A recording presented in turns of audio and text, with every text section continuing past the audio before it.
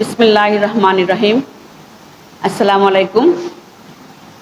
আমি এই থানায় গত মাসে 5 তারিখে জয়েন করার পরে আমি একটা লিস্ট পাই এবং এলাকার লোকজনের মাধ্যমে জানতে পারি যে অত্র শরণখোলা থানা এলাকায় সহ বিভিন্ন এলাকায় মানে একটা মাদক আছে, ডিলার আছে, ইলিয়াস তালুকদার, কিন্তু তাকে কেউ ধরতে পারে না। সে মানে খুবই চতুর এবং সে তার কাছে পুলিশ সহজে যাইতেও পারে না। সে সব সময় চাপাতি, বিভিন্ন ধারালো অস্ত্র এই সমস্ত রাখে এবং ইতিমধ্যে কিছুদিন আগে আমাদের পুলিশ ধরতে যাও, সে আহত হয়, তার কাছে আহত করে সে পালায় যায়।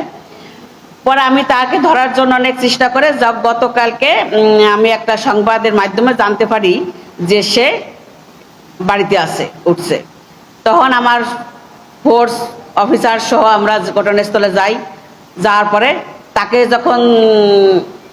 যখন টের পায়, ছাদের থেকে লাফ দিয়ে নিচে পড়ে দৌড় দেয়। তার পিছে পিছে আমরা পুলিশ অফিসার এবং ফোর্সও দৌড় দেয়।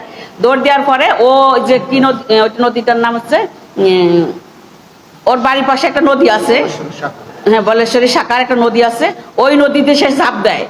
তখন ওর কাছে ছিল এই যে আপনারা দেখতেছেন এই প্যাকেটটা সহ আর ওই লাল একটা প্যাকেট, ওই লাল প্যাকেটটা দেখি, এই লাল প্যাকেটের ভিতরে গাঁজা, টাকা, ইয়াবা সহ রয়েছে ওর কাছে। ওইটা পানির নদীর সাইডে ফেলাই দিয়ে ও নদীতে ঝাঁপ দেয়।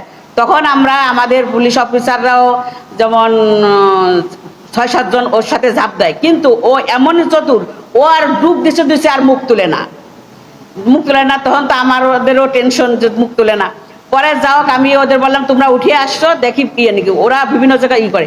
ইতিমধ্যে সে একটা কাটা ঝাপ ছিল, সে ঝাপের তলে সে মুখটা কোনো মতো দিয়ে নাক দিয়ে করেছিল।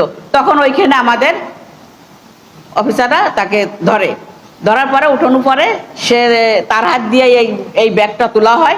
তোলার পরে এই ব্যাগটা সহ তাকে জিজ্ঞাসাবাদ করা হয়। জিজ্ঞাসাবাদ করার পরে তার বাড়ি চার্জ দেওয়া হয়। তখন তার দেখানো মতে তার এই বাড়ির সামনে তার মুরগির খোপের এখানে একটা ব্যাগের মধ্যে এই মালগুলো, এই যে অস্ত্রগুলো পাওয়া যায়। তার কথা ভাষ্য মতে সে জানায় যে আমি বললাম যে তুমি তো তোমার তো মাল আমাকে সোর্সের আসছিল, তুমি 4.5 লাখ টাকার মাল আনতে পাঠাইছো একজন মোটরসাইকেল যোগে, তাহলে তোমার মাল কই?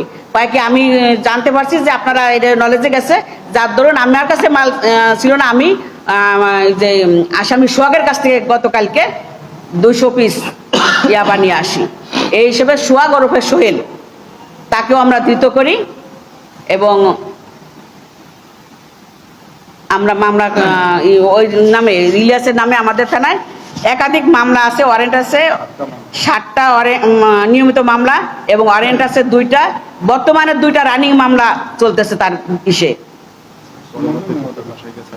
হ্যাঁ, পরবর্তীতে তার বাসায় যে চার্জ করার পরে মাদক হয়তো কেউ করছে, কিন্তু আমরা এই যে অস্ত্রগুলো তার দেখানো মতে ওই যে মুরগির খোপের কাছ থেকে একটা ইসের মধ্যে পাই, ও সেই তার নিজ হাতে উদ্ধার করে দেয়। দেওয়ার পরে আমরা সেখানে জব্দ তালিকা করি।